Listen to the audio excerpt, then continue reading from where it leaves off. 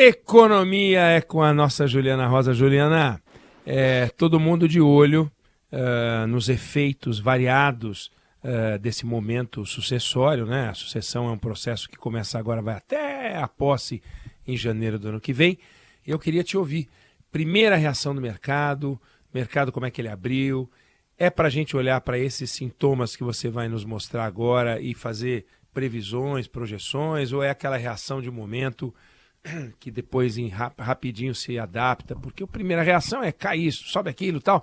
Isso quer dizer o quê também? Eu queria que você descrevesse e também traduzisse, por favor, Juliana Rosa. Você está com a voz rouca, todo mundo cansado, né? Tá Mas difícil. a gente está aí nesse dia seguinte ainda trabalhando muito, né, Oineg? Boa tarde para você, nosso dever de ofício aí. Boa tarde para a Débora, para o Fábio.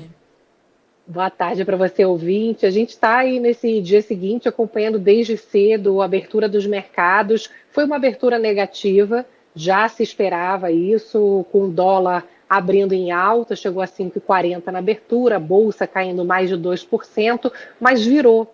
A Bolsa agora, estava olhando, está com alta, o Ibovespa sobe 0,33% e o dólar cai, chegou a 5,40 logo na abertura e agora está caindo mais de 1%, R$ 5,24. O que acontece, Oineg, é que, primeiro que a gente já falava ontem, que a expectativa era que o mercado abriria negativo, mas não seria um desastre, porque as pesquisas já apontavam, embora muito próximos, né, Lula e Bolsonaro, apontavam o favoritismo do Lula nas pesquisas. Então, meio que já não é uma grande surpresa, né, a vitória do Lula. O mercado financeiro se posicionou ali na sexta-feira com uma expectativa de que o Bolsonaro pudesse ganhar, com uma agenda focada mais em pautas liberais, embora também não houvesse ali uma convicção de que essas pautas liberais fossem realmente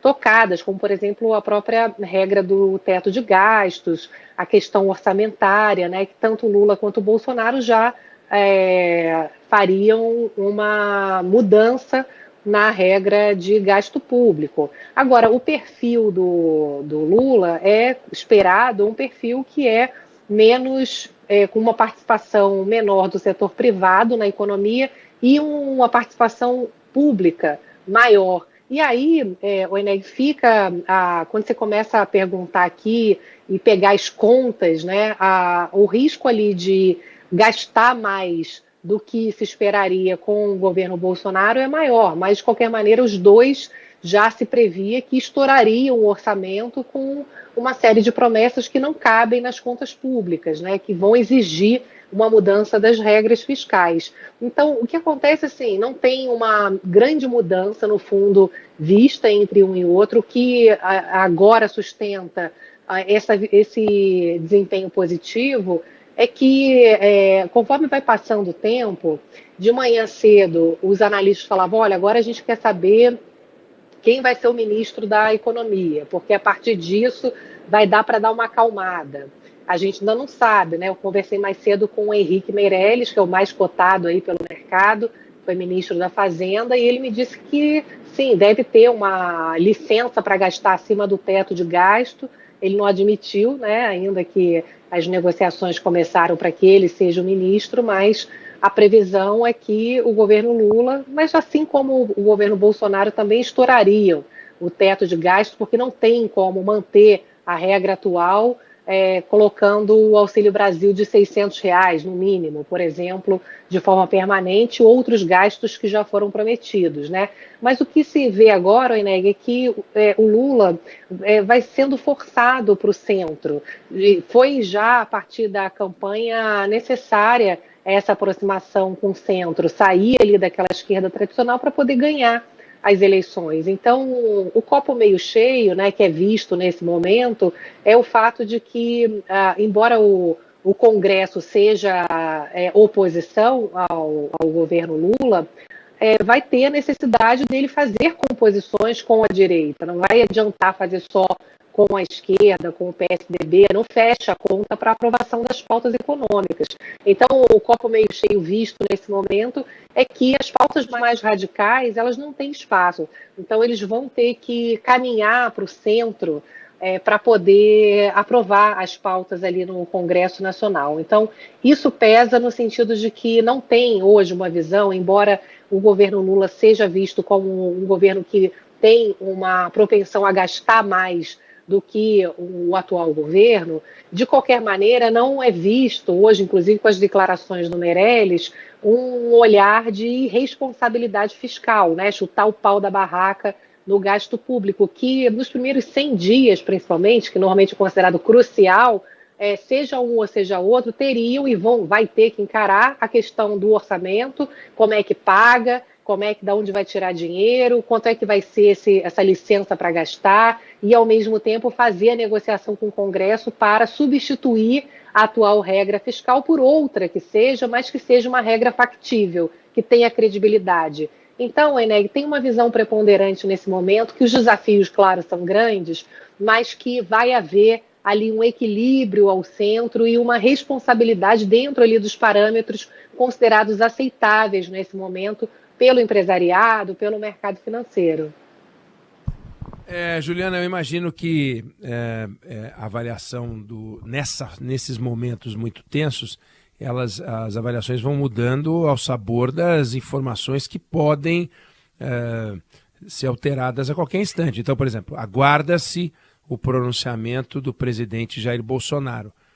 Nós temos de hoje, 31 de outubro, até a posse em janeiro, um tempo muito longo com a gestão do presidente. Então, o que ele disser pode ainda movimentar o mercado, e você voltar aqui amanhã para dizer uma coisa diferente.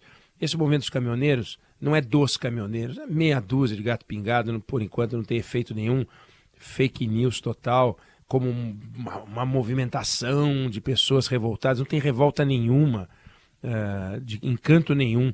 O que tem pessoas ainda chateadas, incomodadas e outras mais felizes. Mas existe essa possibilidade, né? Quer dizer, o atual presidente ainda tem um peso muito grande para poder produzir movimentações no mercado, não é, Juliana?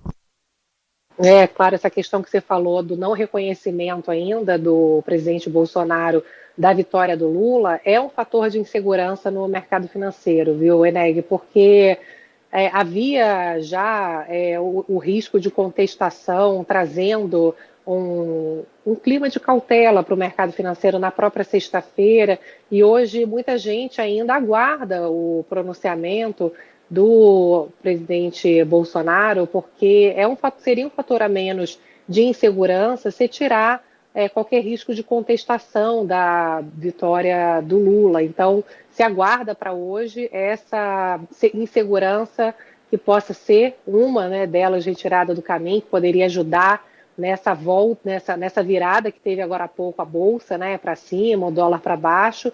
E também, Ené, como você falou, o orçamento do ano que vem vai ser aprovado pelo atual governo, né? Então, o que você falou, assim, ainda temos daqui até o final do ano o atual governo podendo, obviamente, causar mais uma insegurança aí pelo caminho. Então, é por isso que tem um significado muito grande agora em novembro, que o governo, antes mesmo de assumir, o governo Lula, que ele tem um desafio considerado o desafio -1, né? Não é nem o desafio 1, é o antes de começar o governo, -1, que é o governo conseguir, através do Congresso ali, participar da lei de diretrizes orçamentárias, que vai ser aprovada agora, que é o orçamento que vai valer realmente. O que foi aprovado era o plano, como se fosse em linhas gerais, que não tem previsto o Auxílio Brasil de R$ 600, mas que dentro agora dessa lei de diretrizes orçamentárias, que vai ser aprovada agora em novembro,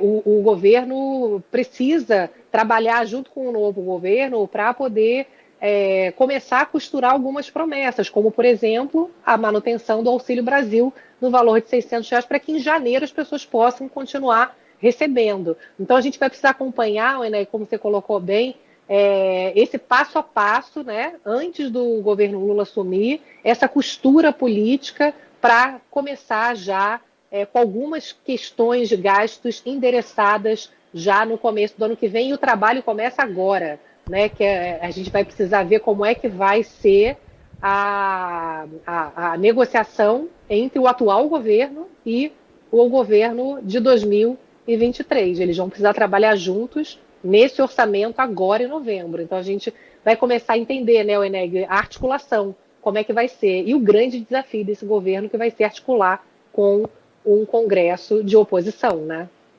Vamos acompanhar a Juliana Rosa, Economia. Brigadão, amanhã a gente volta a falar. Um beijo.